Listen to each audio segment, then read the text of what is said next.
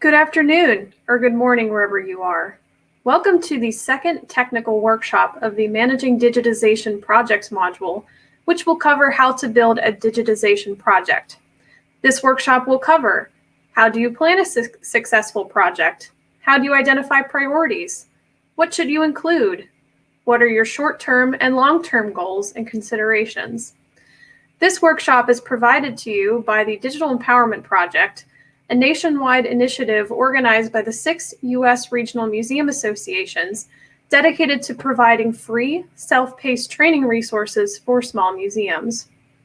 This inaugural series of online trainings focusing on digital media and technology topics is made possible by funding from the Institute of Museum and Library Services. My name is Avery, and I am your host for today's program. My pronouns are she, her. I am a white, fair-skinned female with brown wavy hair wearing a blue and white striped shirt today, and I've decided to forego the glasses. I'm located in my home office, and behind me is a white wall with 2 windows. A small bookcase also sits behind me, which houses museum-related texts and various knickknacks that change throughout the year. This technical workshop will address the why and who of collections digitization projects.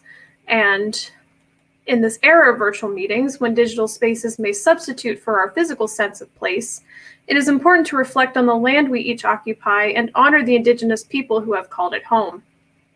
I am speaking to you today from my home office, which is located in Erie, Pennsylvania, the historic and ancestral homelands of the Erie people, which later became part of the Seneca and the Greater Haudenosaunee Confederacy.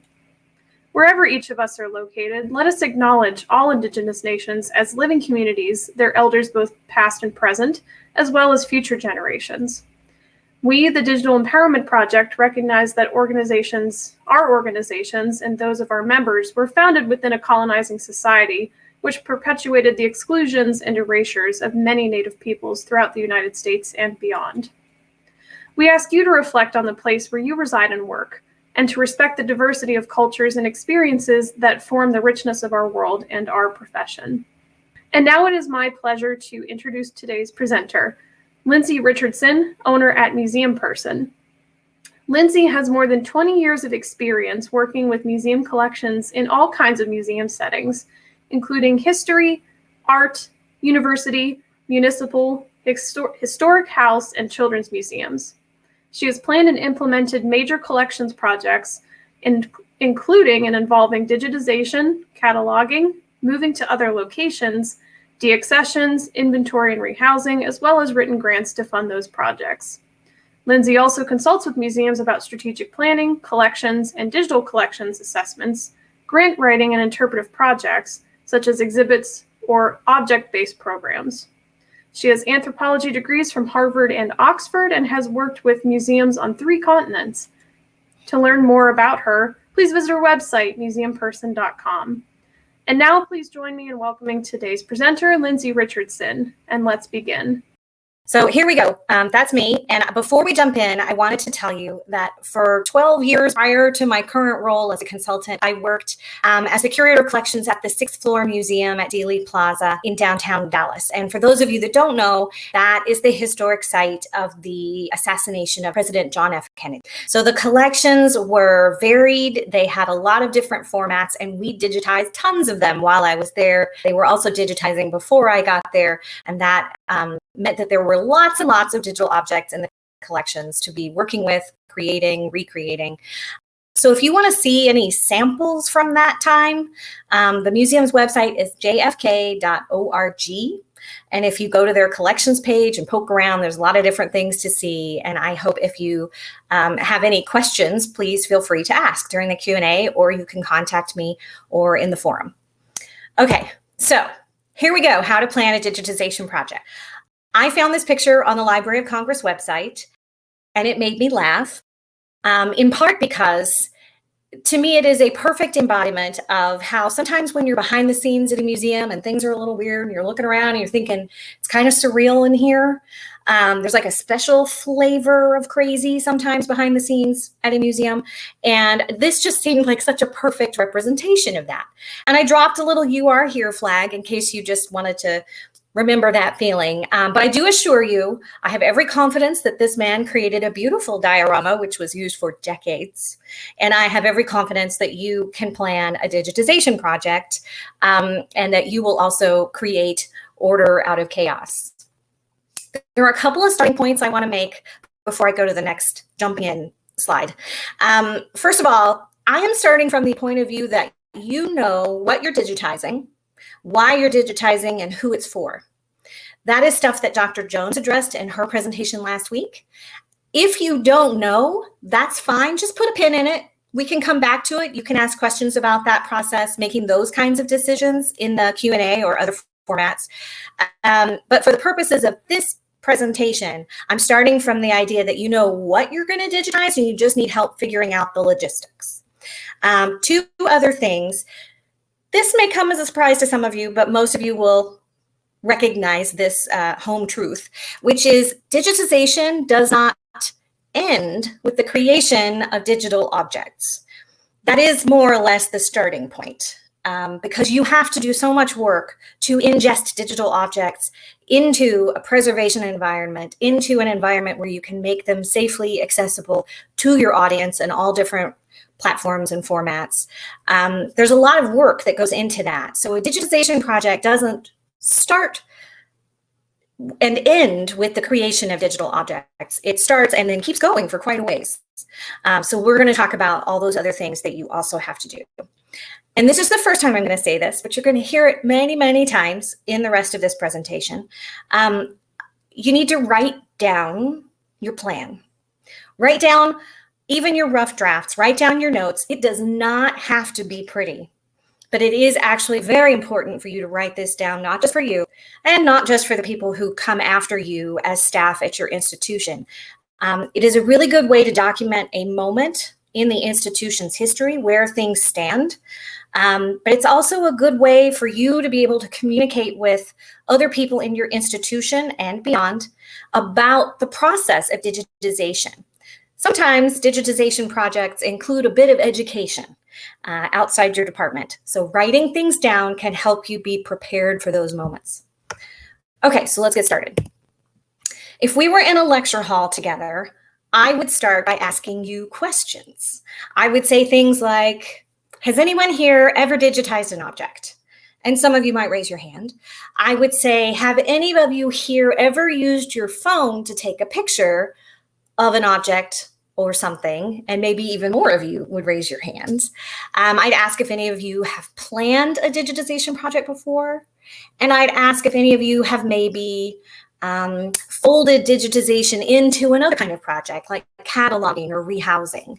Have you done those things together? Because often they are interlaced. I would be doing that in part to start this presentation by talking to you about how important it is to collect data. And asking you to raise your hands would be a great way for me to collect data about you. And that is a demonstration of the kind of data collecting that you need to do to start this process. Okay. To get us started off, I got us an inspirational quote. This is J.R.R. Tolkien. He says, "It does not do to leave a live dragon out of your calculations if you live near one." This is so true. I don't know how many of you have been behind the scenes working on your project. Everything is tootling along. It's just great. And then out of the blue, there's a dragon. He lays waste to a whole countryside with his fiery breath. And the next thing you know, you got to start over because you didn't know that guy was there. So that's why we collect data, so we can map where the dragons are, and we can hopefully prevent that sort of upset. So let's jump in. The first kind of data you need to collect, and again, write all this down. The first kind of data you need to collect is physical data.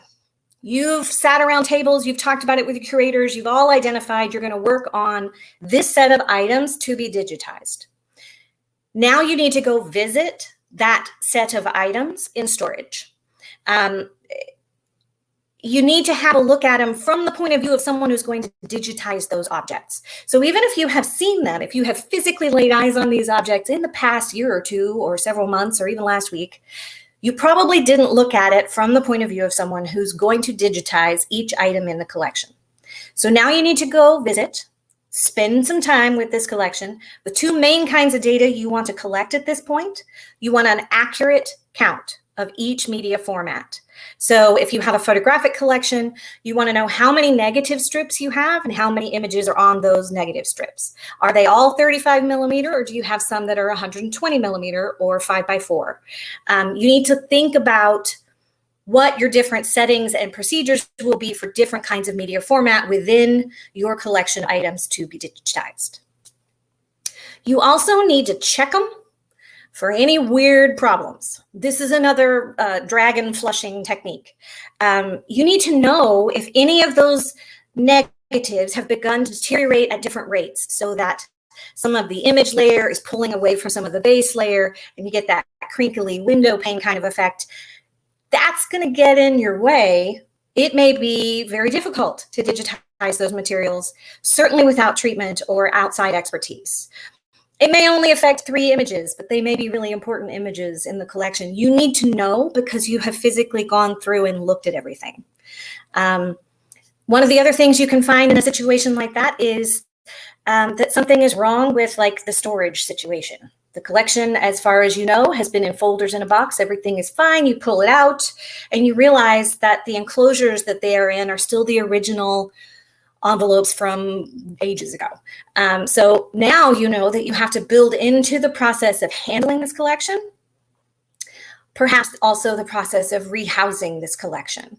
And that's important information to know, that you're collecting from the physical investigation of the collection, because that's going to affect how you build your timeline. So next, you need to think about metadata. If this project is entirely your own, it is just something you're doing with your collections for your website and your audience, then you get to determine how the metadata is going to work out. You identify the fields in your database. You identify the formats that you want them to be in. This is how we do dates. This is how we do dates we don't really know what they are. This is how we do credit lines. This is how I want my description field formatted, headline, left, right, up and down, whatever it is you do. You determine which fields are to be populated for every item. It needs to be consistent across the whole digitization project. This is also the time, however, to think about if you're going to be working with partners. If you are going to collaborate, find out what their metadata requirements will be. If you're going to share with an aggregate site, like the Digital Public Library of America or the Portal to Texas History was one that the Sixth Floor Museum shared with. One of those sites that tends to be kind of statewide or region-wide or culture-wide, where you can share some things from your collection to reach a broader audience. All of that takes is that your database is able to speak to their database. And usually that's done by way of like an Excel spreadsheet or some other kind of file. But what you have to know in advance is what fields they expect from you and how they format their dates. And if they require some kind of metadata that you wouldn't normally populate for every item in your collection, because it's not important to you as an institution, but it is important to them as an aggregate site. So you need to know in advance and build that in, because it is much easier to build that into your original timeline than it is to go back after the fact and try to squeeze it in and still meet the original deadline. Okay, so this is the part where people are like, oh, you are kidding me. But I'm serious.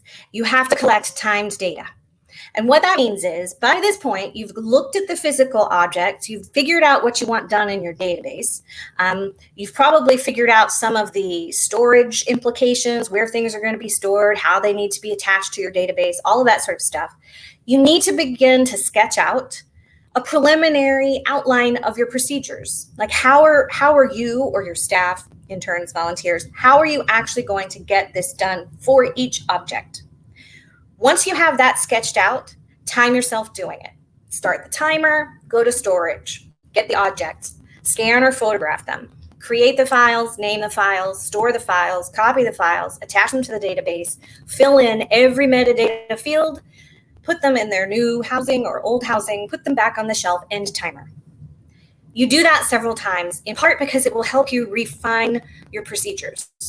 You need to know if your procedures are the right ones. Maybe you have too many data fields for this particular deadline, or maybe not enough. Maybe you haven't got enough figured out there. Or maybe you're like, oh, I didn't put in enough time or attention to the rehousing. I really do think we're going to have to rehouse. Build that in. Do this enough times that you can average out how long it takes you to go through the steps you're expecting your staff to do, or other people in your department, or just yourself. What you want to do is be able to answer the question, on this project, how many items can we digitize per hour? And in this case, that verb digitize is not just create the digital object, it is also ingest the digital object. So from start to finish, shelf to digital and back to shelf, what time rate per hour can you come up with? So if you come up with 10 per hour, after you've done it several times and you've averaged all together, first you did 5 and then you did 15 and now you're at 10.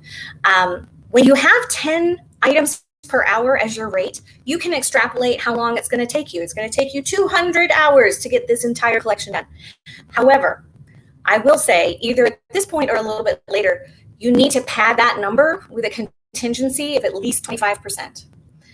So if you said 200 hours, then bump it up to 250. Or take the rate down. Say, okay, average I was able to do 10 per hour, take that down to 7.5. Just give yourself a little padding because, again, with dragons, you just never know. Okay, so all of this is data that you collect because it's in your purview as a collections person planning this kind of project. Now we're going to step out one more ring. You're still collecting, you're collating data for big conversations. This is important. But now you're going to talk to some other people. So just as a reminder, I always put why up top there, just so you know your North Star. What is the mission statement for this project? Why are you doing it? Who's it for? Other things you're going to need to figure out, and you may need to talk to other people in other departments to get this information all in one place.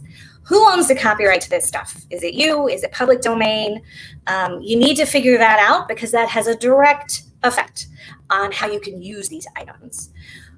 Who are your internal users? It's usually marketing, education, exhibits, webmaster. There may be some others, but you need to know who they are and how they expect to get this stuff and use it. Again, this interacts with the copyright question. If some people are planning on using them in a certain way and the way your copyright agreement worked out, that might not be possible, you need to educate them about their expectations and what is legally responsible there. External users, same thing. How are you providing access to this stuff? What are they going to do with it? Where are you going to store this stuff? If you're digitizing thousands of items and you're going to a pretty high resolution, say for images or lots and lots of hours of audio visual recordings, those files are going to be gigantic. And most of us don't have just, rooms full of extra servers lying around. So you're going to need to talk to IT. Where are we going to store this stuff? You also need to have a conversation about bandwidth.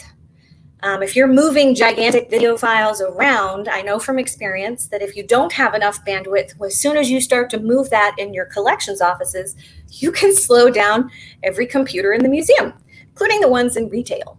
So you might want to have a conversation about bandwidth if you're planning on creating and moving around really big files.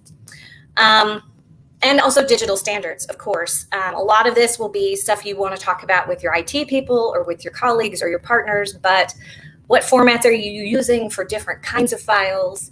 What naming conventions? What resolution for images? All that sort of stuff.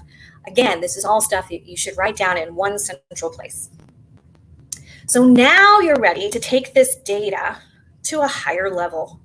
And this is where it's good to have this data because you can use it to educate people around you about the process and about all of the different obligations and responsibilities that may be involved.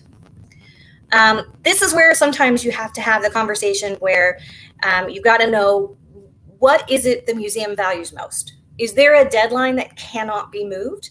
Then that is the deciding factor on how you get from here to there. Is it that it needs to be cheap? Now, this is actually kind of a little tricky thing to manage because, as Dr. Jones pointed out last week when she gave us that handy tool, the digitization calculator, cheap is not always what you think. Oftentimes what it means is they don't have cash for an initial outlay. So if it's going to cost $10,000 to digitize all of these items in one go and then bring them back and you're going to work on the rest of the process, then especially if this has come up without without being expected, then there's often not a budget item, a budget line item for that $10,000. So the initial cash outlay, that lump sum payment, is what a museum sometimes wants to avoid. They would rather feed it into ongoing expenses of existing staff. But that's where that calculator comes in. It may be worth doing the math at some point to figure out, if you count the staff hours, the supervisory and training staff hours, and review of records created by them staff hours, plus all of the technological infrastructure, the servers, the backups, the firewall, the back and forth between cloud storage, the webmaster's work putting these things online and troubleshooting any issues, all of that stuff is built into the museum's existing budget, but it's being spent specifically on digital collections. And if you tease it out, you can get over time perhaps a greater expense than just what would have been a cash outlay for a vendor's assistance. So speaking of vendors, how do you decide if you're going to do it in-house or if you're going to use a vendor? There's a lot of different things to consider. Most people really stick to how much it costs and where they are going to get the money for it, and what kind of deadlines they can or cannot influence. All these other things that are on here are things, of course, that would affect whether or not you use a vendor, especially the need for outside expertise. So if you have any kind of audiovisual recording, particularly on magnetic tape, you are almost certainly going to need to use an outside vendor, because magnetic tapes are fragile. The machines required to take that analog recording and create it again as a digital surrogate are very specialized. And you really want someone with expertise handling your magnetic tapes, because those that don't have expertise can just pop it in the machine and press play, and the machine can just scrape off all the recording layer, and you're just left with blank tape. So you want people who know what they're doing handling your audiovisual recordings. Almost anything that can fit on a scanner or in front of your camera, you can do yourself. You can do it. You may have to tweak and practice, but you can do it. So it's a bit of back and forth. So I put together some examples. I'll walk through some examples. We'll figure out in each case whether the museum in question might want to do this in-house or might want to use a vendor. So in this example, a local history museum receives a donation from a famous photographer, a famous local photographer. And it's a really small donation. It's 36 images. It's on 35 millimeter black and white negative strips. It's just one film strip from an old camera roll. And it's a well-known format, so it's not hinky or weird in that way. It was taken 40 years ago of one of the area's traditional celebrations. It's very high profile because the photographer is famous. But the museum does have an Epson scanner. So what do you think? It's a small number of items. So no matter what the museum decides, this is going to be a short timeline project, unless there's a very high proportion of hidden dragons that no one's anticipating. This can be done with a desk-type scanner, depending on the use. If there's someone out there who wants to turn one of these images into a 5-story wrap for a building next to the museum, you're going to need help getting that kind of resolution. But otherwise, if it's going on your website, if it's going to be used, in your exhibits and programs, you're almost certainly capable of producing a very decent scan on your desktop scanner. I will say that one of the questions that immediately comes to mind is, what happened to the rights? Did the photographer retain them or donate them? Does the museum get a perpetual use license, or are they going to have to negotiate every single use of every single image from here on out? That's a series of questions that still needs to be asked and answered. But it seems likely they could handle most of this whole digitization thing in-house. All right, so example B, an art museum wants to digitize their unique collection of approximately 300 VHS tapes documenting their annual art fair and juried art prizes from the 80s to the early 2000s. Okay, so I hope that is setting off a few bells in the back of your mind, because 300 VHS tapes, that's a lot of fragile material that has a rapidly approaching expiration date. We don't necessarily know exactly what the date is, but any kind of magnetic tape recording, especially VHS, is particularly fragile and is destined to deteriorate in the near future rather than the far. So they're going to want to digitize these materials relatively quickly and carefully. So they're going to need expertise. They're going to need special equipment. They're going to need to think about the fact that 300 VHS tapes is going to produce terabytes of storage that they're going to need to be able to account for. But this is almost 100% guaranteed to be a project for them to digitize. Of course, all of that other stuff that we talk about that happens after you get things digitized still has to be done in-house. All right, last example. This is a history museum that received the Photographic Archive Associated rights, that's good, of a small local newspaper that has since gone out of business. So it's about 5,000 images. They're almost all on 35 millimeter negative strips, although there's also some black and white prints. This archive is already well established as a source of images for local media, schools, universities, and commercial customers. But the last time most of these images was scanned was in the early 2000s. So those JPEGs are not going to cut it anymore. The museum does have a scanner, and they also already have a backlog of requests from people who want a license agreement to use particular images in this collection. So this is exciting. Things to think about. What is the museum's ultimate goal in terms of timeline here? If they want to jumpstart on getting this all taken care of very quickly, send the 5,000 images, get them digitized, bring them back, and start processing them in the museum, the collections department, get them ingested into collections, and start answering those license agreement requests and making things available online and in other formats. But the museum is capable of doing the whole collection in-house. They have a scanner. They just have to set the settings and do the quality review, and they are going to be perfectly capable of creating usable scans of these items. It's kind of great that the museum has acquired a collection that has proven itself as an existing revenue stream that could continue to be a revenue stream for the museum. So that might actually help offset some of the costs if they decide to use a vendor. It really is going to be, this one could go either way, use a vendor or not. Either way, you're going to prioritize digitizing the ones that have already been requested and get those handled and agreed upon as quickly as possible, and work your way through the whole collection. Okay, so you've thought through all of your particular circumstances, and what you've decided is you're going to do it. You're going to do it in-house. It's your project. Yay. I'm not going to go through every single item on this list, but I will say that, again, write down everything. Here I am telling you one more time. Please write it all down. Write down your decisions, write down your procedures. If this project goes on for a couple of years, write a report every year. And at the end, collect a little bit more data so you can brag on yourself. This final project summary is where you talk about how many hours were spent and how many records were created and how many records were pushed online and how many visitors you've had online to those records since you did that. How many times have your educators used these things in programs? How many times have they appeared in exhibits? How many times have they been requested by outside users? How have they been used? Were there publications, maybe something like that? Has marketing used it? Put that in there. If there were any snafus, if any dragons showed up to burn a little corner to your project, put that in there too, because this needs to be documented and needs to be built on for next time. One of the nice things, I won't go into all of those advantages, but I will say one of the nice things about doing digitization in-house is that you have the analog right here, and then you create a digital image of it, and then you create the record, and then you populate the data. So the links between the analog and the digital surrogate are really strong.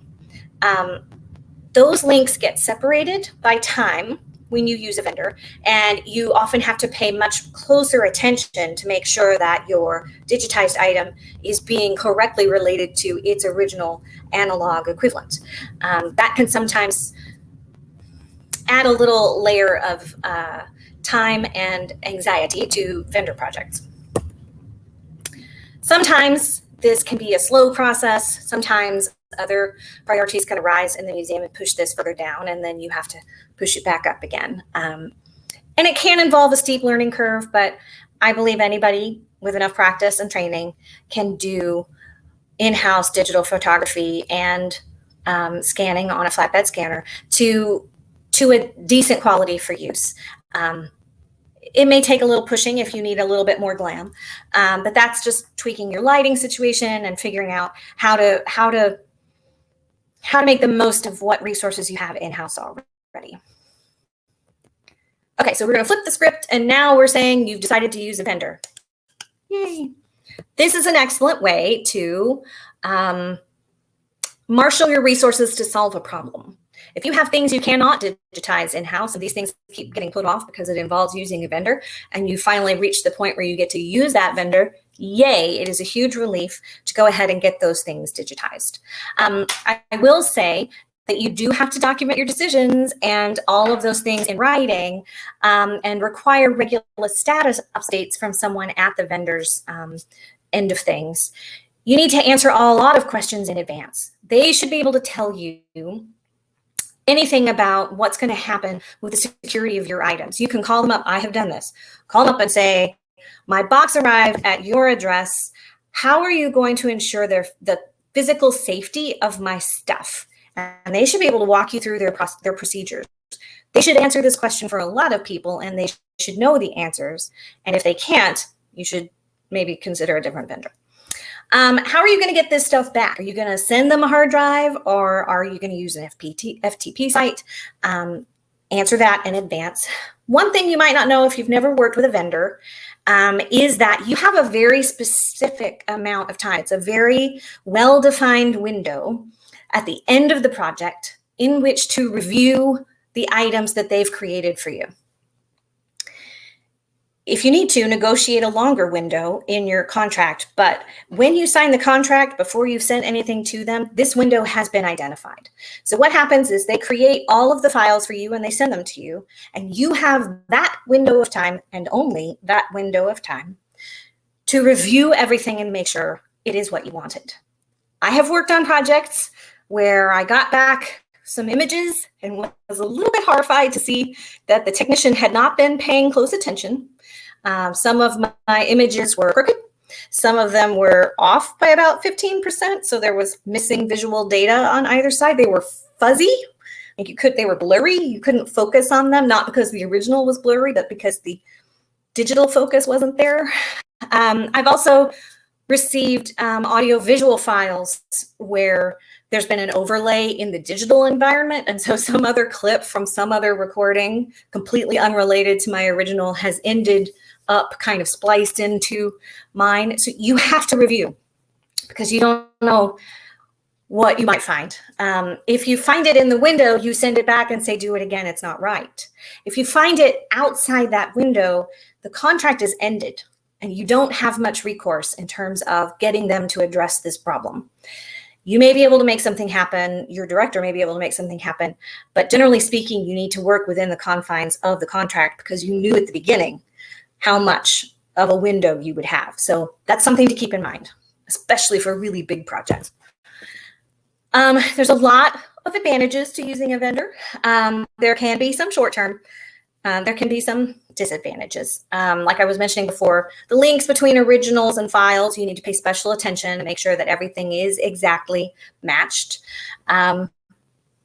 Sometimes that's short turnaround for quality control, but usually when you are using a vendor to jumpstart the digitization project, you're going to get high quality results and a fast turnaround, because that's what you're paying for, usually. Okay, so I went pretty quickly through a ton of stuff, and I just want to make sure that we talk about the recipe, because you can really boil it down. I went into some of the details, but you can boil it down. It's a pretty easy to memorize recipe for success. So first of all, you got to collect data. Ballpark figures are just not going to cut it. You really need to collect data.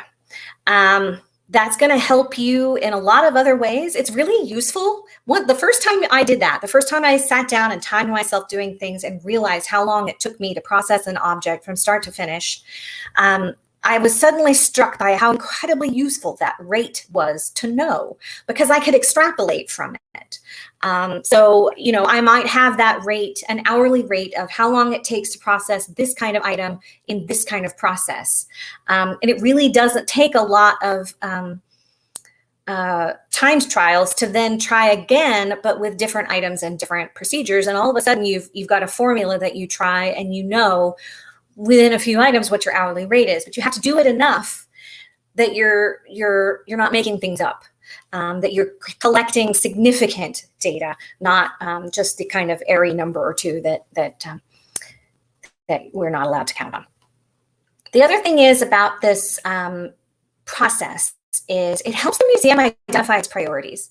Knowing what is important for this project, this reason why, this specific audience served, boiling that down and having it in place is incredibly useful. And the third point, documenting it so that everybody is on the same page, is also useful. So several months or years down the line, when someone says, I thought all this was going to be done by April 2022, I thought it was going to be done. And you can say, well, we were all at that meeting and we all signed off on the fact that it was going to be done in June 2022. Here it is. You were also part of that. It's really good to have documentation. But it's also good for educating people on why it takes so long. Some people will be like, well, we'll just get it digitized. You got that stuff last week. Why isn't it all available? Having everything documented, having a sense, having procedures document so you can show someone, it's actually 75 steps from start to finish or whatever it is to get this item into a collections environment so that we can preserve it and we can provide access to it. That's immensely valuable for you and your department to be able to talk to people outside your department who may not know. It is also good to have all of these things that I've been talking about, collecting your data, the priorities that you guys are going to establish and talk about in other departments, the documentation that you can share and use in all different kinds of settings. All of this to some extent implies, and so I'm going to make it explicit here, institutional commitment. Digital collections are a little bit like that proverbial box of puppies where people are like, here, they're free. And you're like, oh, free puppies. That's awesome. I didn't pay for these. You're probably going to pay for the digitization of objects. But once you've got those objects, you're not done. That is a commitment. You have to make a storage copy. You have to make an access copy. You've got to make a copy somewhere. It could be one of those or something else that's attached to your database. And you've got to talk about it in your database in such a way that you can find it again later. And that if you need to, you can track some of those processes back to the original project so that if you need to solve a mystery, you can. Sometimes you have to solve a mystery in museums. I don't know. You're probably familiar with that. But that commitment, let's talk about that more on the next slide. So I created a slide. I want to warn you about this before I throw it up there. I created a slide for all the things I didn't have time to talk about. So don't be overwhelmed. Right, there it is. Okay, so just a little reminder, write it down, write it all down. Institutional commitment. You need to identify the decision makers who are going to be working with your digital collections.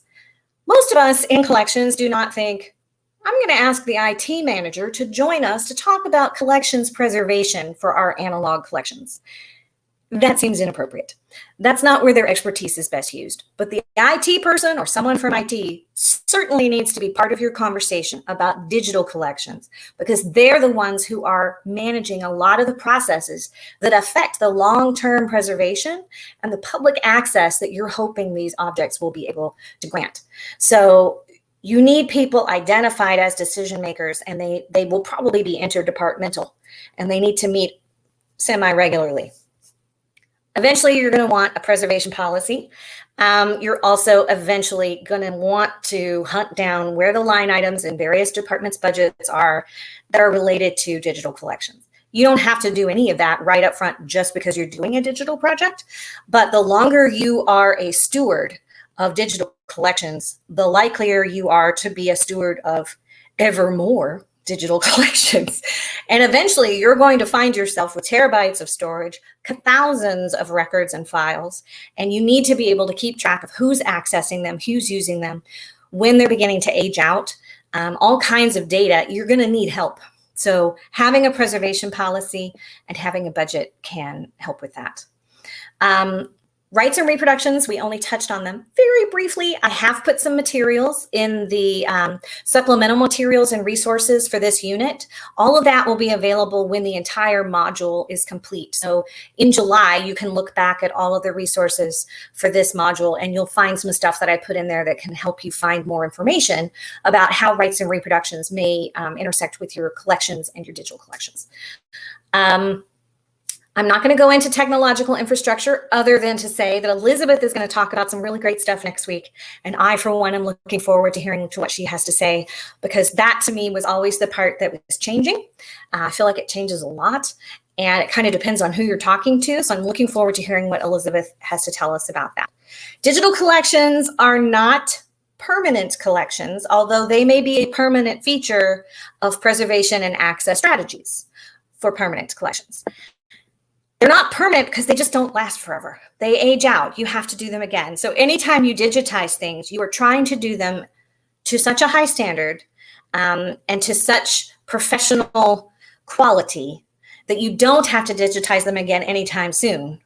Although you are doing it with the sure knowledge that at some point you are going to have to digitize everything all over again.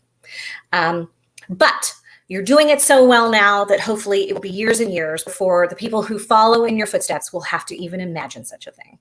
So I hope this has helped. I've really looked forward to talking to all of you about this. I will say all of the images used were public domain unless otherwise credited. And this is how you find me. So if anything I've said struck a chord and you need to follow up with me, please look up on my website, museumperson.com, or email me, Lindsay, Lindsey, at museumperson.com. And here's all the information on how to follow the Museum Learning Hub. And that's that. Okay, thank you, Lindsay, for a great presentation. I think that your examples and your scenarios, I hope, were very helpful to folks, and especially in laying out whether to do these things in-house or do them with a vendor. So we do have a couple of questions from our group, so let's get started with them. You talked about your dragons at the beginning. What are the unexpected pitfalls you should take into account when building a digital project? Yes. Okay. So some of the things that have come up when I've been working on a project in the past. Everyone agrees this is the priority. We're going to get this done. And then you're about 2 months in and the whole institution takes a left turn to pursue something else. So then you're kind of left with, okay, what do we do with this project? Oftentimes what happens with digitization is it gets built into something else. So if you're cataloging collections, digitization is often built in because capturing an image becomes part of the preservation process of processing collections for cataloging. So anything that can happen to a cataloging project can also happen to digitizing. You can have trouble with equipment. You can have high turnover with your staff, your volunteers, your interns.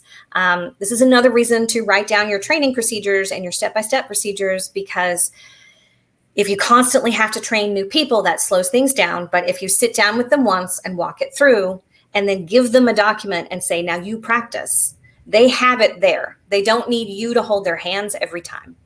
I think that's probably just a couple of the things other than the ones I talked about in the presentation. I think that's probably just a couple of things. I hope I answered that question. I think so. I think one of our key takeaways is write everything down and document everything. Yes, I didn't tell you the scary story I have about that, but if you want me to, I will. We can always save that for the end if we have time. So right. Okay. All right. Next question we have is, how should I go about imaging fragile or oversized collections like maps and blueprints if I'm doing them in-house? Okay, one of the ways that we approached that at a couple of the museums where I worked in the past is we used an overhead approach. So you can manage that a couple of different ways. It depends on just how oversized this item is. If it's absolutely massive, then roll it out on the floor, get on a really big ladder and stand up there with your camera and take pictures. If it's slightly less massive, you can roll it out on a floor or a table or a low platform. And you can use a tripod that extends over it. You can hold the camera out over while you're on a ladder. If it's even a little bit smaller than that, but still too big for a scanner bed, you can use an overhead document camera, which has sort of a little setup like this where the camera is facing downward. And anything you spread out below, like a double fold, like a newspaper open to both pages, that can be captured in that way. In all of those cases, you're going to have to tweak the lighting, because when it's really, really big, you've got to light evenly all the way around. So you may have to experiment a little bit with that either way. Okay. Next question is kind of a big one, and I'm sure one that many of us have. How do you build a team that you trust with a project like this? And how do you balance your vision while still giving others creative agency? That is an excellent question. I have found over the years working on big collections projects that one of the most successful approaches is to have a weekly team meeting and to have very specific definitions of what each person is doing on the team. So if you have a couple of people who are going to spend all of their time, 100% of their time, maybe they're grant funded positions or they're volunteers or interns, but whatever time they spend at your museum, 100% of it is being spent on this digitization project. Give them ownership of the procedures. Not that they can just run away and change it all, but that at your weekly meeting, if they raise a question and say, you know what, you have that we need to do these steps, but we're finding those repetitive with these other steps. Do you mind if we blend those together and instead do this? And you say yes, then it's their job to update the procedures document and to refine those procedures and keep you posted on how it's working. I do find that weekly meeting is essential, not only to troubleshooting, but to letting people have their own independence within the confines of a project, because it gives you a weekly opportunity to solve problems for them, to head problems off. Like if they say, we're working on this collection or this part now, but I see this coming up and I'm a little worried about blah, blah, blah, you have a week or two in which to deal with blah, blah, blah before they get there. But also you get to celebrate their accomplishments. So if they accomplish a huge milestone, maybe they did 50% of the project, you get to celebrate at your weekly meeting. And that's tends to be really good for morale. And that is a great reminder to continue to boost morale by talking about those achievements at those weekly meetings. That's great advice. We have two more questions in our pool, and I do just want to remind our viewers that if you do have questions, please put them in the chat area. Also, if you're on Facebook or YouTube, we will capture those as well. So be sure to keep asking those questions. So next question we have is, what possible ways can digitized collections be used to engage visitors? What other digital tools might be out there? You have a lot of options. I know many museums out there have explored the possibility of developing a site-specific app, particularly historic sites or museums for which the outdoors is also a part of their site. You can develop an app. You can use your collections as the sort of points of entry. I know that the Sixth Floor Museum has done that with Dealey Plaza. Dealey Plaza is its own landmark administered by other people. It is not owned by the museum. So the museum has its material, its interpretive material on the 6th and 7th floors of that building, but it wants its visitors to be able to go out into the plaza and connect what they're seeing to the historic materials in the museum's collection. So they've been able to do that. You don't always have to be high tech though. You can certainly use collections in programs. You can use them in distance learning. You can use them in interpretive materials. Even, we at the Sixth Floor Museum used them in a touchscreen interactive at one point, but I've also been at museums where we use them on a handout that we give people so that they could, access the information about collections by paper. There's no reason to sneeze at low tech if it's effective. So it kind of depends on your goals and what you're trying to achieve, what your timeline and your budget is. Okay, and next question is, somebody is curious about the idea of shared digitization projects. Do the rights remain with a single institution? or is it just the metadata that's shared out? That is going to depend on the relationship between the two entities. I can speak to the experience I had at the Sixth Floor Museum. At that time, we shared material with the Portal to Texas History, which is an aggregate site, which, as it says, talks about all of Texas history, not just the Kennedy assassination. It talks about all kinds of things. The Portal to Texas History had an agreement where we could share materials with them that the museum owned the rights or that were public domain. If there were other situations, I'm not entirely sure that they could work it out because they need to be able to share them and push them out. And usually the only really safe ways to do that are because you're dealing with the rights owner or it's public domain and there is no rights owner. So you kind of have to work it out with your partner in that sense. But in most cases, I would think if there's any kind of sticky situation with the rights ownership, it may not be the right candidate to share on one of those aggregate sites. Okay. And just in your last few slides of your presentation, you talked a little bit about the fact that digital isn't necessarily synonymous with forever. So you talked about how you're going to have to essentially do this process over again. Is there a recommended timeline for when people should consider redoing some of their digitized collections? And how do we keep people or keep teams at museums aware and always thinking about that process? Yes. Okay, so in terms of determining if your digital objects are still good enough, you yourself can answer that to some extent. Every time you share it with an exhibit designer or with an educator, do they send it back and go, do you have something sharper? Do you have something a little better? Do they get that sort of pained look on their faces? If they do, you probably need to address the quality of what you've got. And if you don't find it good enough to work with, if you're kind of like, I can't even figure out what this problem is, because looking at this image, I'm going to have to go get the object, then maybe sometimes that's just a limitation of photography, but sometimes that might be a limitation of a not quite sharp enough image. And also, if you know it's been around 7 or 10 years, technology has probably changed. Some things are still good enough and some things aren't. But people will usually tell you if they're trying to access something and they're like, this is not good enough. They're usually not shy about that. Another way of keeping up with that is professional development. There's a lot of great training available out there. 2 really good sources are the Northeast Document Conservation Center, which is based in Boston.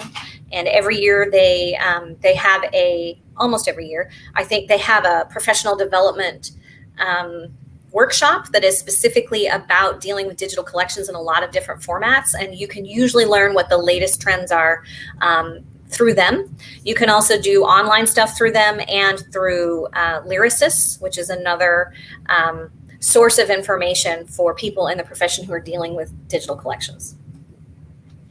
Those are fantastic resources to share. Thank you. And since we are at time, I want to ask you, Lindsay, if you have any final words of wisdom for us as we leave today talking about digital projects. I think that digital projects can be overwhelming if you haven't done them before. But a lot of people who think of themselves as never having done them before have really dealt with digital objects in other contexts and just need to think it through. So one of the things I did was provided as a resource kind of a checklist running through the process that I described today, so that if you want access to that, it will be in the supplemental resources when this module is completely available in July.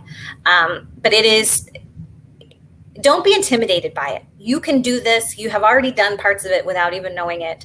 And I think that digitizing collections is here to stay. It's a permanent part of our preservation and access strategies. But it's one of those that's always changing because technology is always changing. So it's kind of fun to keep up with it. Absolutely. And thank you so much for walking us through the entire process, getting started with your digitization project. So to wrap things up, please visit the forum on our website to continue to ask questions and engage with our community. Follow us on social media to stay aware of future programming. And join us for technical workshop number 3, which will cover imaging standards and logistics in digitization, projects. Our presenter will be Elizabeth Chang from the George Eastman Museum in Rochester, New York. Thank you all again for joining us on the Museum Learning Hub. Have a great rest of your day, and we look forward to seeing you next week. Thank you.